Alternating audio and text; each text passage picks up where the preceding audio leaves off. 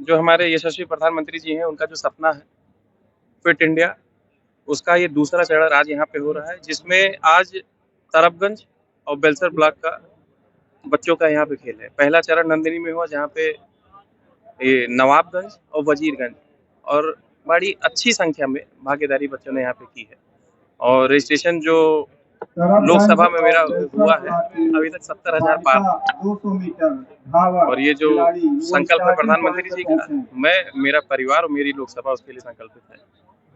जिस तरह से युवा भटके हुए हैं आजकल नशे में लेके और भी किस तरह से लोग गलत एक्टिविटी में चल रहे हैं, क्या पहली बार कोई प्रधानमंत्री हुआ इस देश में जो युवाओं के लिए सोच रहा है, किसानों के लिए सोच रहा है। अभी आप देख लीजिए जीएसटी का सारा प्रोग्राम चल रहा है, युवाओं के लिए सोच रहा है, किसानों के लिए सोच रहा है और विकसित भारत के लिए सोच रहा है। और जब युवा फिट रहेगा, देखिए खेल हमको मानसिक के साथ साथ शारीरिक भी हमको मजबूत करता है।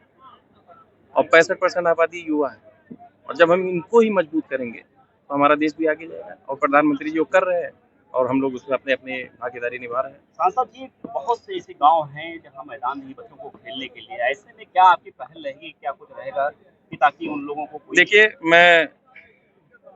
मुझे मौका मिला, मैं 7-8 दिन के अंदर मैं यहाँ से सांसद चुन के गया और सबसे पहली बात मैंने खेल मैदान की रखी। मैं खिलाड़ी हूँ, मेरे पिता खिलाड़ी, हम सब स्पोर्ट्स से हमेशा जुड़े रहे। अभी आप लोग को एक चीज बताना चाहूंगा कि नंदिनी में जब पहला इसका चरण था, उसमें मेरे बच्चों ने भी भागीदारी की और फाइनल यहाँ पे होगा, बच्चे भी रहेंगे उसमें। अभी छोटे बच्चे हैं, 7 साल 12 साल के।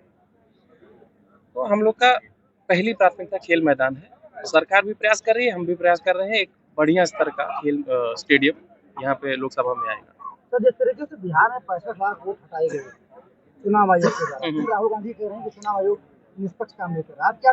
नहीं, वो देखिए, वो 65 लाख वोट कोई बीजेपी ने हटाए नहीं, वो चुनाव आयोग ने हटाए। अब उसमें कोई क्या बोलता है, ये उनकी मानसिकता है, उनकी यही राजनीति है। अब इस पर कुछ कहा नहीं जा सकता। इस तरीके बाबा बागेश्वर लगातार बोलते रहते हैं बेबाक, उन्होंने इस बार कहा है कि हिंदू राष्ट्र बनना ही चाहिए। हम सब भी तैयार है हम सब भी।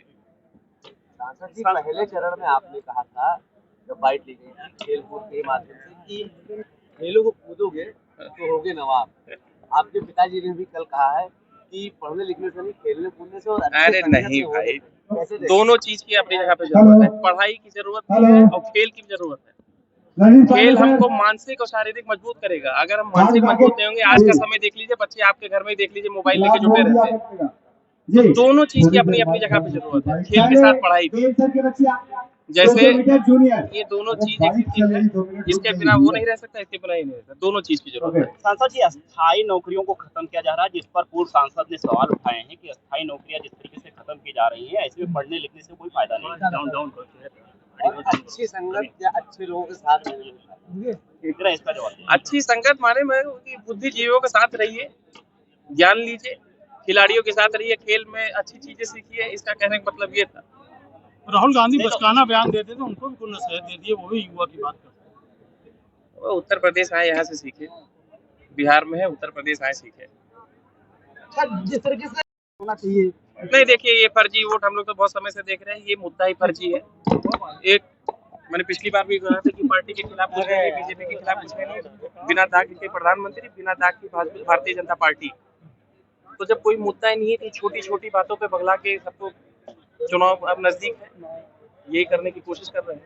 तो ऐसे में बसपा शक्ति प्रदर्शन करने जा रही है, क्या कहेंगे इस पर? लखनऊ में मायावती शक्ति प्रदर्शन। देखिए, बसपा का एक समय था, अब हमारे हिसाब से दिखती तो नहीं है। अब शक्ति प्रदर्शन करें भाई, हर किसी सब किसी को आजादी है, करें शक्ति प्रदर्शन। चलो,